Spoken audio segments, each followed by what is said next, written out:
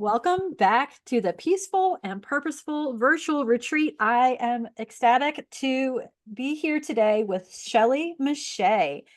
As someone who survived 3 strokes in one day, Shelley knows what it's like to rebuild life after a sudden life-altering health crisis with faith, balance, and realignment. She's an empowerment speaker, certified life purpose and confidence coach, life strategist, and Amazon #1 bestselling author, dedicated to showing ambitious, faith-driven women entrepreneurs how to release burnout, embrace grace, and confidently thrive in family, faith, and business using her S.M.I.L.E formula. Shelley's been featured in Yes, Bakersfield Now News, ARC Seattle, CBS, Shondaland, Sister to Sister, Peace of Mind with Taraji P. Henson, The Claudia Jordan Show, The List, and I'm sure the list probably goes on. But Shelley, thank you and welcome to the retreat. Yes, thank you for having me. I'm so excited to be here. Yes, and I am particularly excited about your topic today to smile your way to peace, faith-based strategies for a more balanced you. And Yes. so, can you share your story of surviving 3 strokes in a single day? And how did that experience lead to the restructuring of your S.M.I.L.E formula? Absolutely. Thank you so much for asking. And this happened this year. So I really get excited about sharing this because it's so recent. In May of this year, I went into ER because I had a very strong, sharp pain in my head. I had had this sharp pain 2 weeks prior. And so the night before, on May 26th, I had the same sharp pain just on the opposite side. And before I could even really explain what was going on, it hit again. And so I said, oh, okay, well, instead of me going to make an appointment for a neurologist, I'm just going to go into ER because I do have a history of migraines, but this was just different. The pain was very sharp. My eyes were hurting, very, very sensitive. And so in the middle of the night, the sharp pain, you guys, it happened again where it jolted me out of my sleep. It was so painful. I jumped up, I went to the ER, sat there. I never really thought anything was going to be wrong because I have migraines. I figured I'll get a scan, you'll up my meds, and I'll be out. And I never thought anything of it. Got into the back with an ER doctor, and as she was going over all the neurology tests and things, I was hitting all of the markers. Everything was fine until she asked me to spell world. And when she asked me to spell world, I could not. I could not spell world. And I saw the word in my head and it began to disappear. It just begins to disappear. And at that moment, I fell backwards into my first stroke. Wow. Yeah. Yes, and it was absolutely insane because I'm like, I have no idea what's going on, with my body. By the time I came to, I called my family to let them know, hey, I'm going to be admitted. And as I was talking on the phone to my mother, I went into a second stroke, which took my speech. And so the fact that I can even speak is a testament to who God is. And by the time my family actually got there and we were having conversation and I was going through more tests and things of that nature, I went into my throat, my third stroke. And that's the one that nearly took my life. That's the one where I could literally feel the life leaving my body from my throat all the way down. And as the life began to leave, I looked up at my husband and I just whispered to him, I love you. And I could see his eyes, welling up. He had just buried his mom 8 months before, and now he was about to bury his wife. And I turned to my mom and I whispered the same thing to her because I had told them I'm not going to make it out of this. My body is completely iced cold and and I feel myself dying. And in the midst of this, Stacy, as my body was preparing to leave, God stopped it. He just stopped everything. And God said no. And he began to reverse the life back in me. And I started speaking life over myself. And I started saying, I shall live and not die. And I will proclaim the works of the Lord. and the life in my body began to come back, and God restored my voice, my speech. He restored my body. I had gone numb on the entire left side of my body, across my chest and down my right arm. I can move, I can walk. He restored me and told me to tell that he is still God. He is still a healer. And it's time for us to step into the purpose that he has aligned for us. And that is how I ended up restructuring my S.M.I.L.E program, because I wanted people to know our ultimate smile comes from Christ. And when we set our tone to align with him, then things happen within ourselves, within our community, and within our world.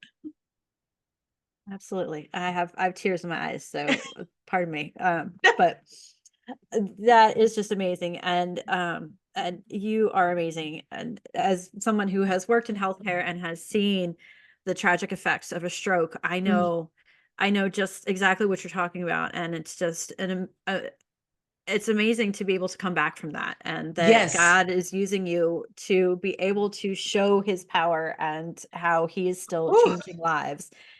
I just I can't even come up with yes, words. yes, his power. My goodness. Mm. So, for your smile formula, what is that smile formula? And how does each step help Christian women and moms to find peace, balance, and purpose in daily life? Yes. Well, the S.M.I.L.E is an acronym. And so what it stands for is to set the tone for your day.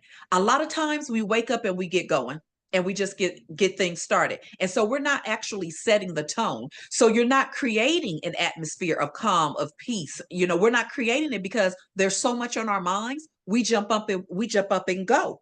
But when we learn how to set the tone, and when we understand that setting the tone starts at night and not the day, then what we do is we line ourselves up for tomorrow tonight. And so we need to practice setting the tone for our day, which will set the tone for our household, which will set the tone for our family, and it will set the tone on how we enter the world. That's not to say that everything is going to be okie dokie, but what it does say is I've positioned myself to be able to step into whatever's going to happen today with a mind that I've trained for it deliberately, and a body that I've deliberately trained to go out into the world. And then you want to maintain flexibility.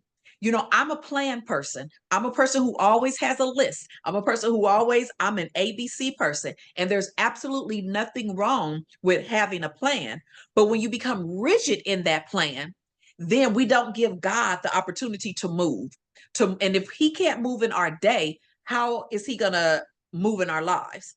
You won't even give him your day to say, I know I had this plan, but maybe you want me to go to this store and not that store. Maybe you want me to stop over here. Maybe somebody needs help today. So when we become rigid in our schedules, we don't give God an opportunity to maneuver our day and to even give us little small blessings and trinkets throughout the day, because we're like, I'm supposed to do this at 2. I'm supposed to do this at 2:45. And now he can't even step in. And then you want to invest in rest daily. As busy moms, as entrepreneurs, we are on the go, aren't we? And so Absolutely. rest becomes a luxury, you know? Yes, it does. Right. Instead of us looking at it saying it's something that's needed in order for me to continue. And so when we learn how to, what I like to call, take pockets throughout our day, which means, hey, let me sit by the window just for 5 minutes, just to take in a breath. Let me eat my favorite piece of chocolate by myself. No kids included, y'all. No kids included. For me, y'all might laugh at me. I love the grocery store. I don't I want to go to the grocery store. I love it. I love Whole Foods. I love Trader Joe's. But that, to me, that is serenity. Where can you find pockets where you can invite rest? Somebody may say the grocery store, that's not resting, but I love it. It gives me a sense of calm when I go to the grocery store and I'm going through all of the aisles and things. And so where can you invite those pockets in so that you can rest Even on the seventh day, God rested from work, and he's inviting us into that rest as well. So where can you rest? And then you want to let go of perfectionism. The only one who's perfect is Christ. So let it go. Stop comparing yourselves to what the other mom of three has going on, to what the other entrepreneur has going on. You don't know what it took for them to get to where they are. Instead of us looking at other people, let's find out, where is my lane? What am I supposed to be doing? You know, our perfection lies in Christ, and that's it. And this world will never be perfect. And if we continue to strive for that, we'll always be burned out. We'll always be angry. We'll always have a resistance, because you're always trying to be something that you were never created to be. And that's something else. When we decide to be who God has created us to be, we don't have to walk in society's perfectionism. What we do is walk in God's grace. And then you want to engage in those things that bring you joy. I told you I love the grocery store. Okay. I love it. But what brings you joy? Not something that you enjoy, but it's going to be poured out into your family, but what's just for you. Not something that's going to build your business, not something that's going to make the kids' lives easier today. No, what do you enjoy that's all yours? No benefit to anybody else. Just something you like. Is that coloring? Go buy yourself some coloring books. Go lock yourself in the bathroom for 3 minutes and start scribbling.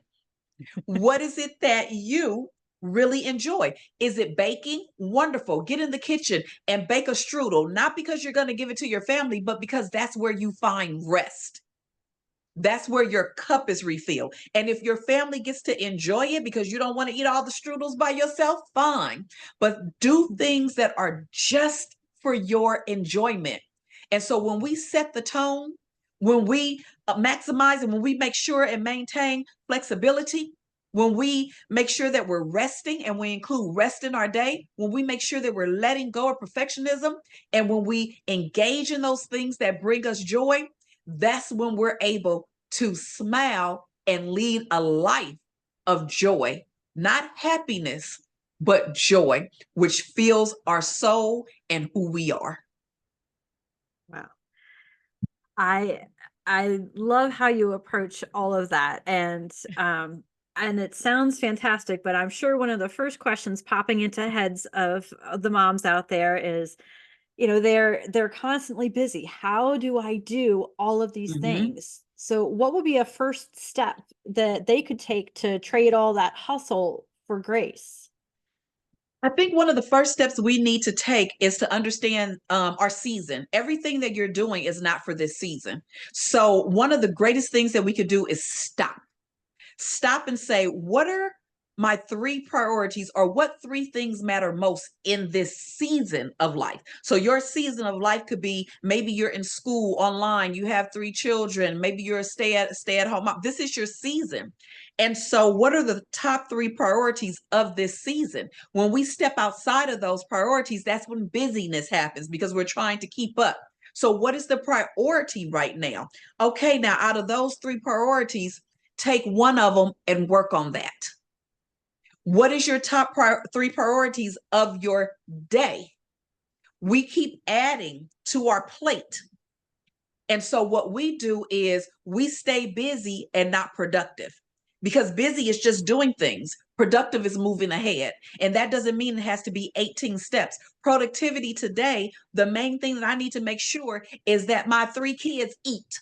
That's the priority. That's the priority of today. And so if I make sure that I have a meal for them, great, I've done the priority. Now I can look at my list and say, now what's the other top thing that I need to do today? It stops me from running all around, and it allows me to take time to focus on what matters most now, what matters today, and what matters in this season. Let's start with those things, and then we'll fill everything else out. Prioritizing is huge, and I It's think we huge. probably. And not just to prioritize, but not to over prioritize. That's why I always tell my clients, start with three, choose one. Start with three, choose one. We're not looking at the list going, oh, I need to do this, this, this. That's not what we're doing. We're saying these are the three priorities, but now I'm going to choose one. And when we focus on choosing that one, then our mind is more calm, and we can actually get that thing done when we start to just look at that one thing versus looking at everything. What are three priorities for you, just for you today? Choose one. What are three top priorities for your family today? Choose one. Choose three ways that you can spend time with God. Now, grab one. One of the greatest ways that I love to spend time with God is while I'm driving. A lot of times I don't have, an extra 45 minutes to read or get into worship. It doesn't mean that I don't do it, but I may not have that time every day to get into 45 minutes of that. But I am going to be in the car a lot of times. And so I can put my worship music on. I can put a Tony Evans sermon on. I spend time driving back and forth. So three ways that I can spend time with him. One of those ways is to listen to something while I'm driving. It was productive, and it allowed me to spend time with God versus wait until the end of the day and be like, I wanted to journal. I didn't get to journal. Now I don't do this. Now I never spend time with God. But when I look at what are three easy ways that I can spend time with him, and I choose one that fits into my season and that fits into my day, now I was able to honor me and my relationship with Christ.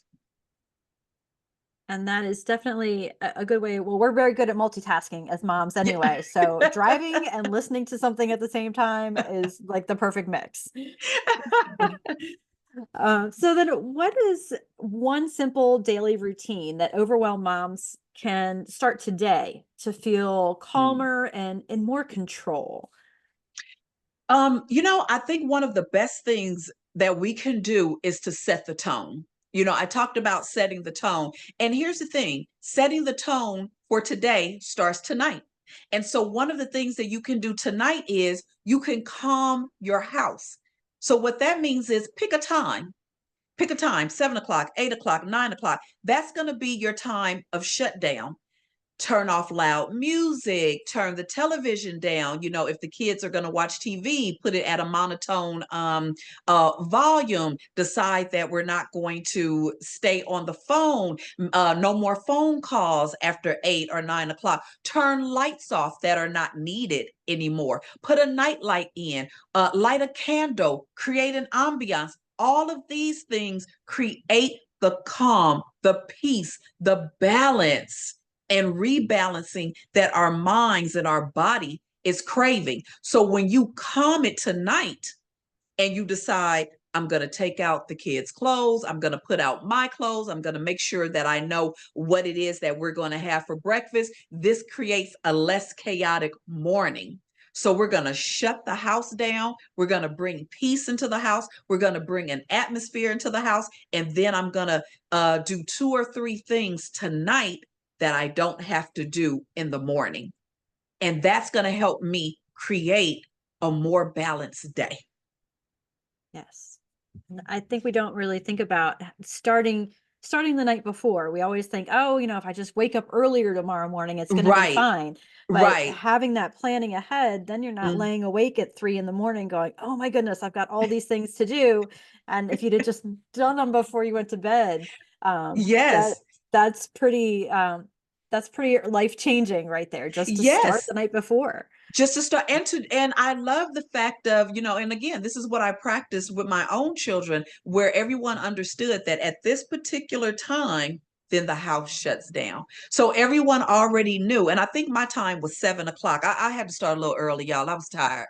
But and so everyone knew that when I said, okay, you guys, it's quiet time, everyone understood. That means we're turning the TV down. That means that we can read, we can listen to music, but it has to be either in our headphones or very low. That means lights are going to dim. We have dimmers in the house. So the lights are going to dim, in the house, and everything is going to be calm so that when we go to bed, we're going to bed and we don't feel as anxious. Absolutely. And it's funny because we kind of do some of those things and our pets seem to pick up on that. Cause I know when we start like slowly turning lights off, there's a certain point in the night where the dog just walks herself in her crate and Right, then she just lays down because she knows that's where she's going to right. be. She's like, I get it. I get Yes. it. So yeah, so everybody will start to learn that after a while, I'm sure. Um, so how can practicing all of these principles, these smile principles, how can they strengthen not just personal peace, but also relationships at home? Oh, yes. Well, first of all, let's just say that when we're better, just for us, then we're better for others. And so let's just go with the smile principles. If I'm setting the tone, that means less chaos in the morning, right? That means a Hmm. less chaotic day. That means less arguments. That means less bumping heads. That means less being angry because we've actually set out something that we can follow to make the day, to make the morning easier for us. So that's strengthening relationships right there because we don't have to argue. Yes. We don't have to bump heads. If I am maintaining my flexibility, that means that if you call me at my job and you need me to do something a little extra before I get home, because I have a mind frame of I'm not going to be as rigid, maybe I'll be a little tired, but I can actually be a little more flexible to where something that's not in my schedule doesn't aggravate me all the time. So now I'm not upset with you. Now I'm not bitter with you because you changed my schedule. It allows me to be more open and to give more to my partner, to give more to my children, because I'm maintaining a lifestyle of, I know that this is what I have to do, but I know that life changes too. So I keep a mind of flexibility. And of course, if I'm invested in my rest, then what does that mean? I'm not too tired to invest in you.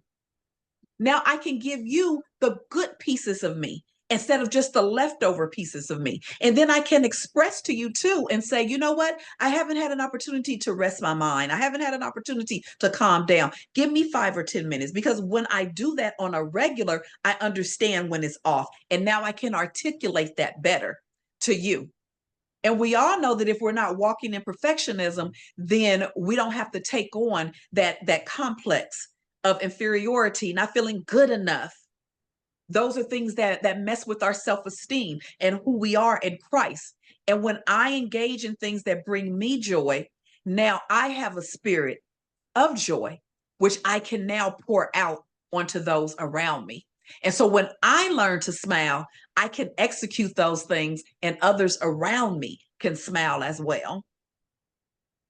Yes, absolutely. And it's just kind of like it's just, it emanates out to your world, it's, Exactly. Exactly. Starting with one, starting with me. And if I'm in that place, I can pour it out to my children where I'm not responding to you, out of anger, where I'm not responding to you out of just being frustrated and tired. We're all in that boat. We all get tired. We all get frustrated. What we want to try to do is not live in that boat. The reality is we're going to be frustrated. We're going to be bitter. All these things come with life. What we want to do is not live in that, so that when we experience that, when we see that, when we feel that, we can grab it at that moment and go, oh, you know what?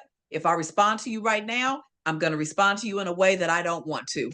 Let me take a 5 minute, you know? and yeah, and that's how we change the world, one smile at a time. Exactly. Well, Shelley, this has been such a powerful conversation. And I know that you have a free gift for our listeners, The Journey with God, 5 days to realignment, reflection, and renewal. Can you tell us a little bit more about that? Absolutely. We're talking about peace. We're talking about being able to sit in that calm. We're talking about being purposeful. And so what this journal does is it allows you 5 days to begin to start that journey, to take that time with God. It's filled with scripture, reflection, and an area where you can journal. And just number one, just pat yourself on the back for the day. A lot of times when we end our day, we end it with the things that we didn't get done. This journal allows you the time to reflect and to say what you really loved about yourself today and how you can pour back into yourself today. And so there are prompts and there's scripture and opportunity for you to just spend a couple of minutes with God. It doesn't take long. 5 minutes so that you'll be able to realign yourself, so that you'll be able to pour back into yourself, and so that you'll be able to really walk in that peace that you're looking for. Awesome. Thank you so much for that gift. And as we close our interview, I-